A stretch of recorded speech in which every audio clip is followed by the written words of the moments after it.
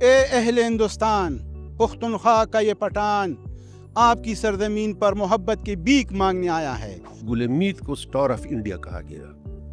وہ star of India کے جو ہے بعد میں اس کو ستارہ ہند کے نام سے جو مشہور ہوا۔ سب سے پہلے اس کے چہرے، اس کی خوبصورتی کا ذکر ہوتا ہے۔ انڈیا والے اور ہم برصغیر والے سب ان سے بڑے محبت کرتے تھے۔ انہی فلمی ستاروں نے ہندوستان میں نہ صرف محبتیں سمیٹی بلکہ محبتیں بانٹی بھی، لیکن افسوس کہ موت اٹل ہے۔ کہا جاتا ہے کہ انڈین فلم انڈسٹری کا آسمان پٹھانوں اور خطہ زرخیز پختونخوا سے تعلق رکھنے والے ستاروں سے ہمیشہ جگمگاتا رہا ہے، تو یہ بے جا بھی نہ ہوگا۔ چونکہ یہ لسٹ بہت طویل ہے، لیکن چند نام آپ کو گنوا دیتے ہیں، جس طرح شہنشاہ جذبات یوسف خان المعروف دلیپ کمار، بیوٹی کوئین مدھوبالا، پرتھوی راج کپور، ونود کھنہ، منوج کمار، محبوب خان، جنہوں نے مدر انڈیا اور آن جیسے سپر ہٹ فلمیں دی۔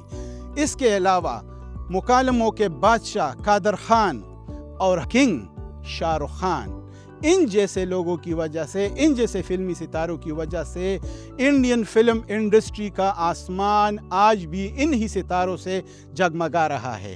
لیکن ٹھہریے، ان سب کے اولین سپر سٹار، سپر ہیرو اور اسی گلدستے کے ایک پھول بلکہ گل حمید کی بات آج ہم کرتے ہیں۔ جی، ہمارے ساتھ موجود ہے گل حمید صاحب کے بھتیجے ڈاکٹر احمد جمال صاحب۔ ان سے مزید جانتے ہیں اپنے چچا کے بارے میں۔ جی ڈاکٹر صاحب۔ گل امید خان میرے سگے چچا تھے۔ یہ 4 بھائی تھے، عبدالحمید خان، گل حمید، گل جمال میرے والد تھے، اور سید جمال سب سے چھوٹے میرے چچا تھے۔ گل حمید خان کے بارے میں جو میں اپنے بزرگوں سے سنا تھا، اپنے والد سے سنا تھا، ان کے متعلق وہ کہتے ہیں کہ وہ بچپن میں انتہائی شریف النفس قسم کا بچہ تھا۔ اسکول اپنے وقت پہ جاتا تھا، نماز اپنے وقت پہ پڑھتا تھا، وہ دوستوں کا دوست تھا۔ سب سے پہلے اس کے چہرے، اس کی خوبصورتی کا ذکر ہوتا ہے۔ تو آخر ایک انسان کتنا خوبصورت ہو سکتا ہے؟ خوبصورت ناک ہوگی، آنکھیں خوبصورت ہوں گی، بال خوبصورت ہوں گے۔ تو وہ مجھے ایک بزرگ نے بتایا کہ دیکھو، خوبصورت کا یہ مطلب ضرور نہیں ہے، خوشی کا یہ بھی مطلب ہے کہ بس اس شخص میں کوئی کشش تھی، عجیب قسم کی کشش تھی، جو لوگ اس کی طرف متوجہ ہو جاتے تھے۔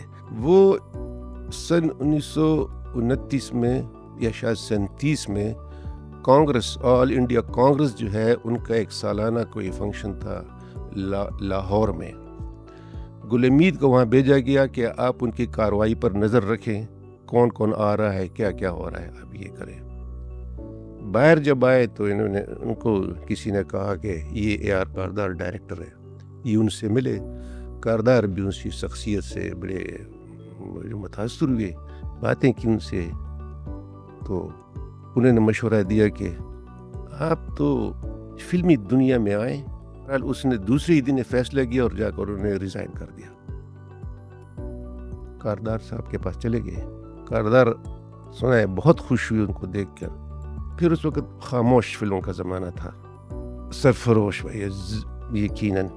اس میں سلور سکرین پر جب آئے تو بس ان کی وجاہت اور اس کو دیکھ کے لوگ بڑے حیران ہوئے، اور پھر وہ اس طرح سے ایک کے بعد دوسرے 7 فلمیں جو ہیں انہوں نے بنائی، اس سب میں وہ انتہائی کامیاب رہی اس میں۔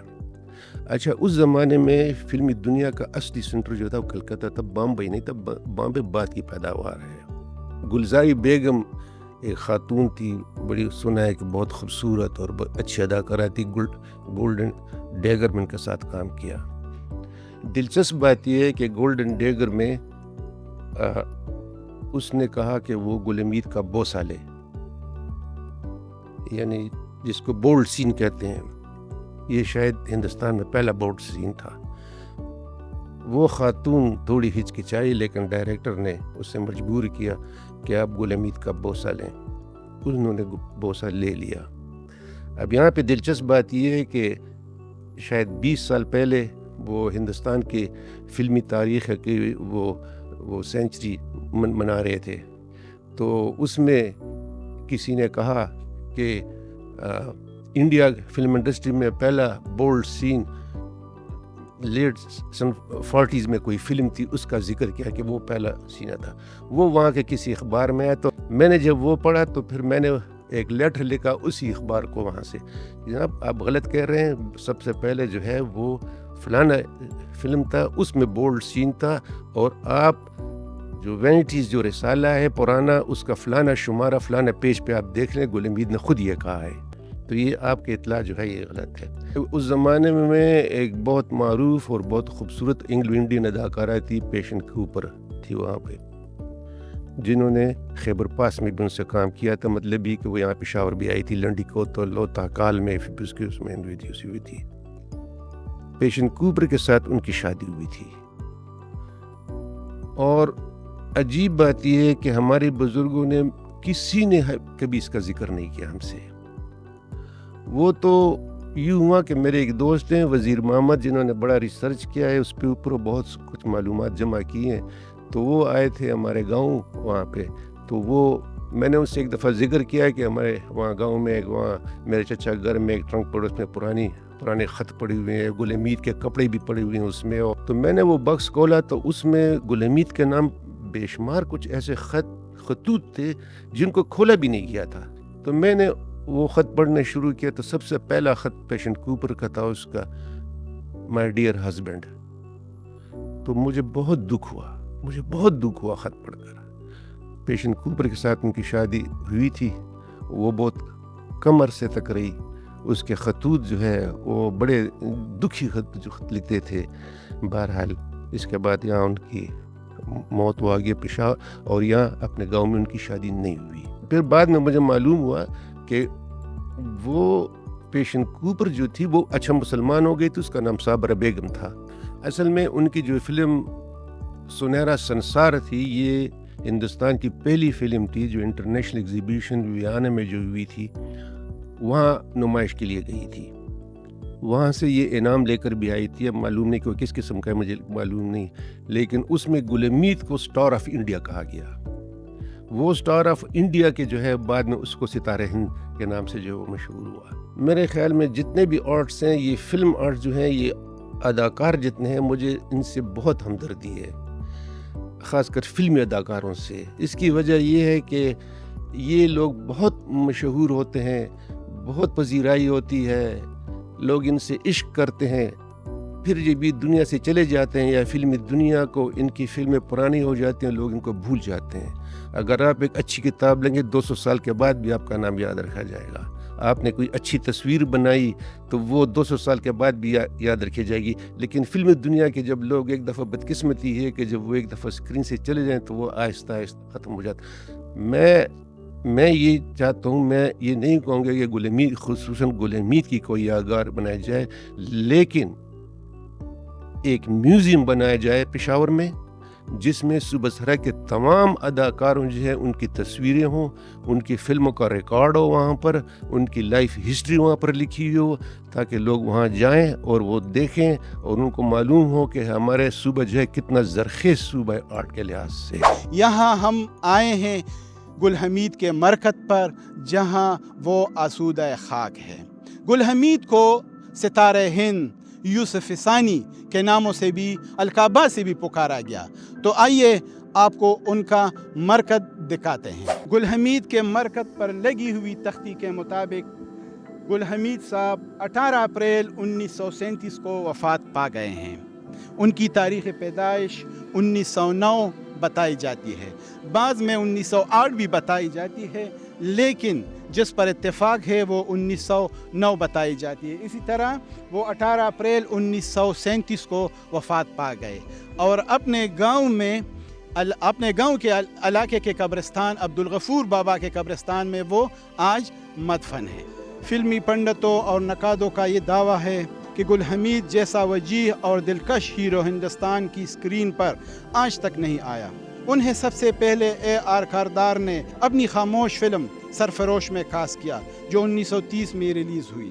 1931 میں ان کی فلمیں آتش عشق اور وانڈرنگ ڈانسر ریلیز ہوئی، اور گل حمید کے نام کا ڈنکا ہر طرف بجنے لگا.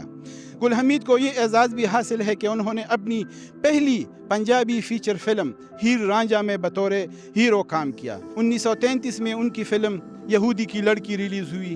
پھر گل حمید نے مشہور زمانہ سیتا میں کام کیا، اسے ایسٹ انڈیا فلم کمپنی نے پروڈیوس کیا تھا۔ یہ پہلی بولتی فلم تھی جسے انٹرنیشنل فلم فیسٹیول میں بھیجا گیا، جبکہ 1934 میں اسے وینس فلم فیسٹیول میں دکھایا گیا، جہاں اس فلم کو اعزازی ڈپلوما بھی دیا گیا۔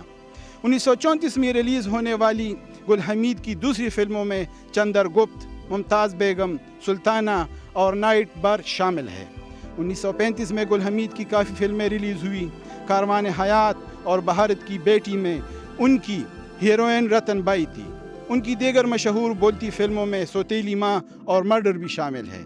اسی سال یاسمین بھی نمائش کے لیے پیش کی گئی، جس میں ان کا نام بہرام خان تھا۔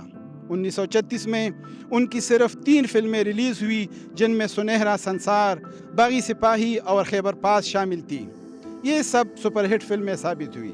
گل حمید کی دیگر فلموں میں صفدر جنگ، فریبی شہزادہ، فریبی ڈاکو اور عورت کا پیار شامل ہے۔ ان کی آخری فلم سنہرا سنسار میں ان کو گلے کی تکلیف ہوئی، جس کے بعد وہ ممبئی، کلکتہ اور بعد ازاں پشاور کے لیڈرنگ ہسپتال میں علاج کی غرض سے آئے، لیکن علاج نہ ہونے کی صورت میں وہ اپنے گاؤں پرپئی واپس چلے گئے۔ ان کا اصرار تھا کہ میں اپنی ماں کی گود میں سر رکھ کر ہمیشہ ہمیشہ کے لیے سو جانا چاہتا ہوں۔ جی، ہم موجود ہیں گل حمید کے گاؤں پرپئی میں، اور ہمارے ساتھ موجود ہے ان کے گاؤں کے چند بزرگ۔